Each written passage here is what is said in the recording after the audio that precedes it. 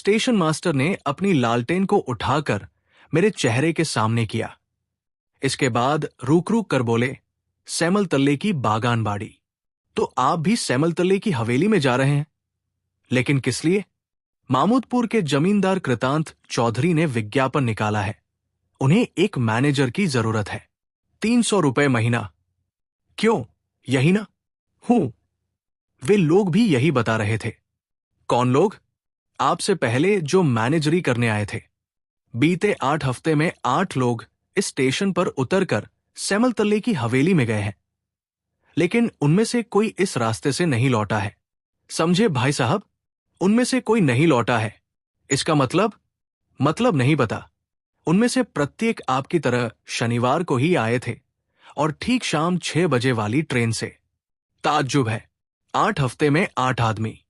जमींदार कृतांत चौधरी को कितने मैनेजर की जरूरत है? मेरा मन पल भर के लिए सिहर उठा। पूछा, अच्छा, उस जमींदार बाबू को पहचानते हैं आप? लेकिन नाम सुना है उनका। ज्यादा दिन नहीं हुए यहां आकर उस वीरान हवेली को खरीद करवा रह रहे हैं। उनके बारे में बहुत कानाफूसी होती है। आज तक गांव के किसी आदमी ने उन्हें नहीं देखा है। दिन के समय वो हवेली वीरान पड़ी रहती है। केवल रात में ही उसके कमरों में रोशनी होती है। कोई आदमी भी नजर नहीं आता। उस घर का सब कुछ विचित्र है। आज अमावस्या थी। आकाश में चांद नहीं उगेगा। ऊपर से घने काले बादल छाए हुए थे। ठंडीवा के झोंकों से समझ गया कि वर्षा शुरू होने में ज्यादा देर नहीं थी। मेरे साथ मेरा बुलडॉग रोवर था। सैमल तल्ले की हवेली की ओर बढ़ने का उपक्रम किया। स्टेशन मास्टर की बातों को गंभीरता से किस लिए लेना लगता है? थोड़े सनकी थे वे, नहीं तो ऐसी विचित्र बातें क्यों करते? स्टेशन मास्टर ने पीछे से टोका, भाई साहब, तो जाकर ही मानेंगे। सोच तो वही रहा हूं। तो फिर रास्ते में सतर्क रहिएगा। सैमल तल्ले की हवेली से ठीक पहले ही एक कब्रिस्तान है।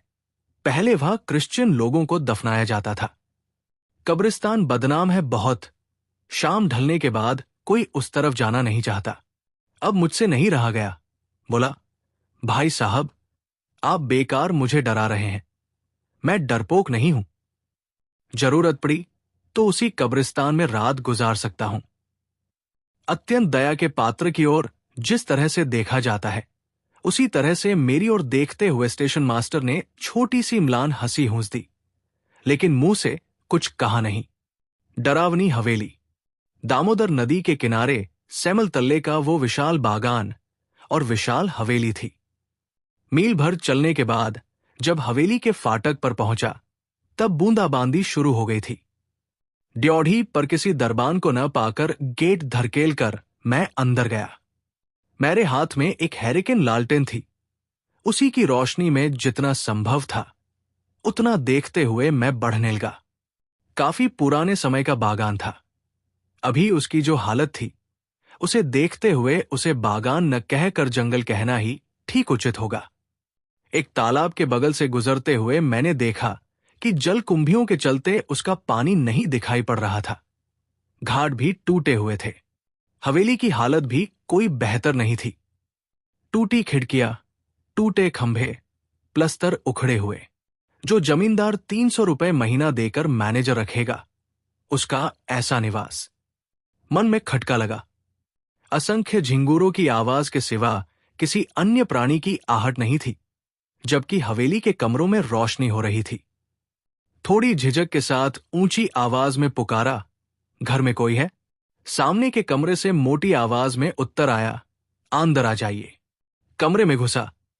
बहुत बड़ा कमरा, लेकिन कोने कोने में मकड़ी के जाले, दीवारों पर काले काले धब्बे और फर्श पर ईंच भर मोटी धूल की परत। एक गंदा बदरंग टेबल, 3 टूटी कुर्सियों और एक बहुत बड़े लैंप के सिवा कमरे में कोई असबाब नहीं था। बहुत ही काले और मरियल से एक वृद्ध नंगे बदन एक कुर्सी पर बैठे हुए थे। उनके सीने की सारिब सलियों को गिना जा सकता था। बूढ़े ने बात की, उनकी आवाज किसी मटके के अंदर से निकल रही थी मानो। बोला, आपको कौन चाहिए? जमींदार कृतांत बाबू से मिलना है। वो मेरा ही नाम है। आपको क्या काम है? आप एक मैनेजर खोज रहे हैं, इसलिए। समझ गया, और कुछ कहने की जरूरत नहीं। बैठिए। कृतांत बाबू के नजदीक आते ही रोवर अचानक गुर्रने लगा। कृतांत बाबू गुस्सा होकर बोले, ये क्या? कुत्ता क्यों साथ लाए? काटेगा क्या? रोवर को धमकाया। उसने गुर्राना तो बंद कर दिया, लेकिन मुझसे काफी दूर जाकर तीक्ष्ण और संदिग्ध दृष्टि से कृतांत बाबू के चेहरे की ओर देखता रहा। झुंझलाकर कृतांत बाबू बोले, कुत्ता वुत्ता रखना यहां नहीं चलेगा, उसे भगा दीजिए। मैंने कहा, भगाने से भी वो नहीं जाएगा। वो मेरे बिना एक घड़ी भी नहीं रह सकता है। रात में भी वह मेरे साथ सोता है। रात में भी ये पट्टा आपके साथ सोता है। क्या आफत है, क्या आफत है? कहकर वे गंभीरता से सोचने लगे। रोवर के मेरे साथ सोने की बात सुनकर कृतांत बाबू का दुश्चिंता में पड़ जाना मेरी समझ में नहीं आया। कुछ देर बाद खड़े होते हुए कृतांत बाबू बोले, थोड़ी देर बैठिए, आपके खाने सोने का इंतजाम करवा देता हूं। उसके लिए आपको परेशान होने की जरूरत नहीं। जिस काम से आया हूं वही बात पहले हो जाए। आज मेरी तबीयत ठीक नहीं है, बातचीत कल सुबह ही होगी। इतना कहकर कृतांत बाबू बाहर निकल गए। थोड़ी देर में ही वे फिर आकर बोले, आइए, सब तैयार है। उनके पीछे पीछे चल पड़ा। बड़ा सा औगन और कतार में बने बहुत से कमरों को पार कर सीढ़ियां चढ़कर 2 मंजिले पर पहुंचा। सारे घर की हालत जीर्ण शीर्ण थी। हर तरफ धूल जमी थी, कूड़े करकट की ढेर लगी थी और चमागा दड़ बादुड़ों का आना जाना लगा था। कहीं एक नौकर तक नहीं दिखा। वीरान खंड हर जैसा वातावरण था। एक छोटे कमरे में प्रवेश किया। ये कमरा बहुत गंदा नहीं था। एक तरफ एक छोटी चौकी बिछी थी जिस पर बिस्तर लगा था। एक तरफ थाली में खाना लगा हुआ था। कृतांत बाबू बोले, अभी ही खा लीजिए, नहीं तो खाना ठंडा हो जाएगा। कई तरह की बातें सोचते हुए मैं सिर झुकाए खाना खाने लगा। अचानक एक बार सिर उठाने पर देखा कृतांत बाबू एकटक मेरी ओर देख रहे थे और कोटरों में धंसी उनकी आंखें अंगारों सी दहक रही थी। मेरे सिर उठाकर उनकी ओर देखते ही उनकी आंखों के अंगारे बुझ गए।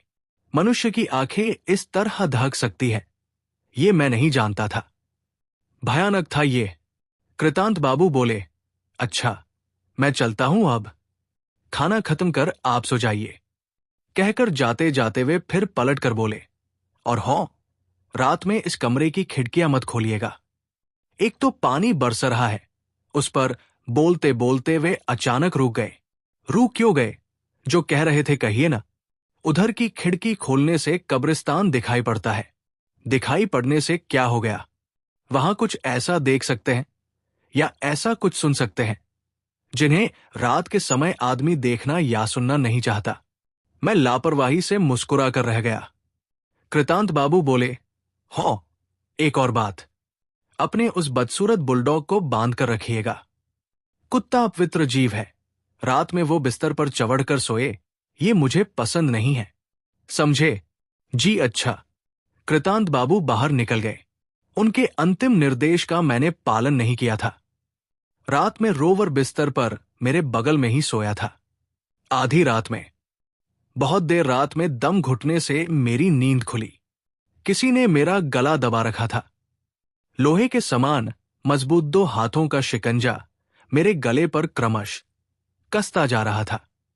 प्राण जब जाने ही वाले थे, तब अचानक हाथों का वो जानलेवा शिकंजा मेरे गले से अलग हो गया।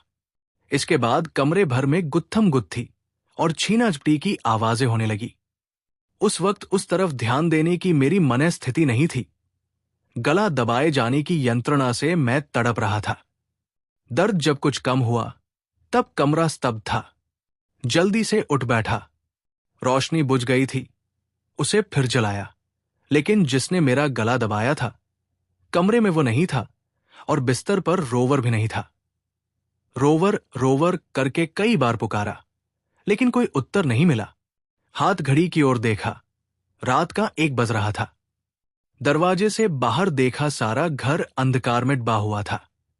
अंधेरा इतना घना कि देखकर प्राण कौंप जाए। ये अंधेरा मानो किसी हिंस्र जंतु की तरह मुझे दबोचने के लिए घात लगाए बैठा था। दरवाजा फिर से बंद कर दिया। कमरे के इस दरवाजे को पहले भी बंद करके ही मैं सोया था।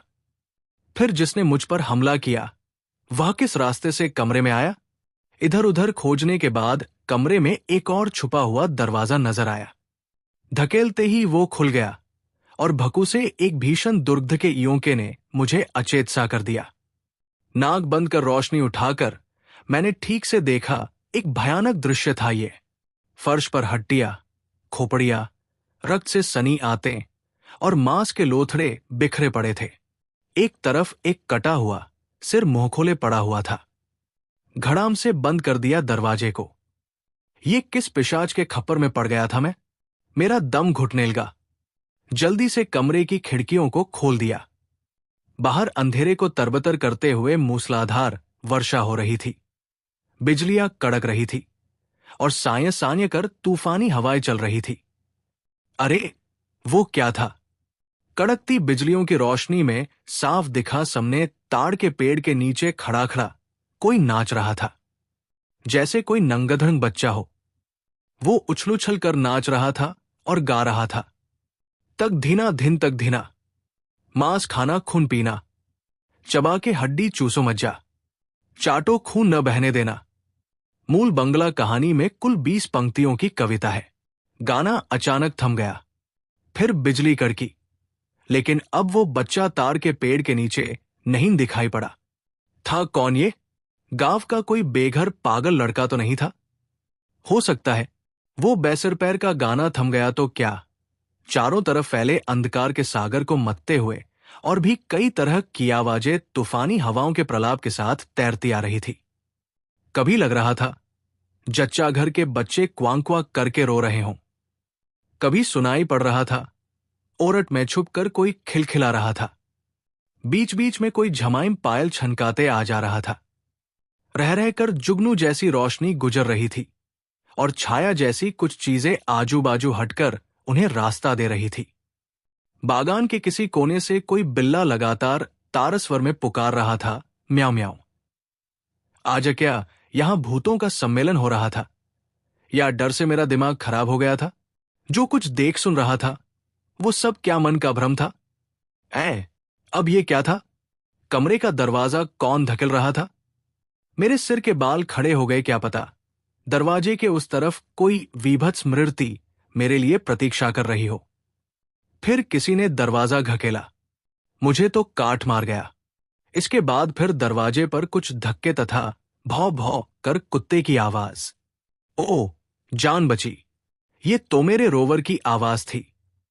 भागकर मेरे दरवाजा खोलते ही रोवर उछलकर मेरे सीने से लग गया।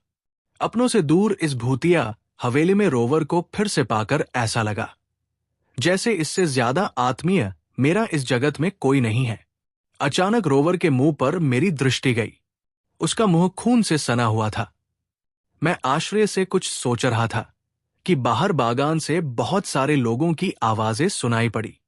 खिड़की पर जाकर देखा 6-7 लालटेन के साथ 14-15 लोग हवेली की तरफ आ रहे थे। उनकी पोशाक से ही समझ गया वे पुलिस के आदमी थे। उनके बीच उन स्टेशन मास्टर को देख समझते देर न लगी कि थाना में जाकर उन्होंने ही खबर दी है। मन ही मन उनको धन्यवाद देकर मैं भी लालटेन लेकर निकल पड़ा। मानव या पिशाच? पुलिस वाले सीढ़ियों के नीचे ही भीड़ लगाकर उत्तेजित ढंग से कुछ बातचीत कर रहे थे।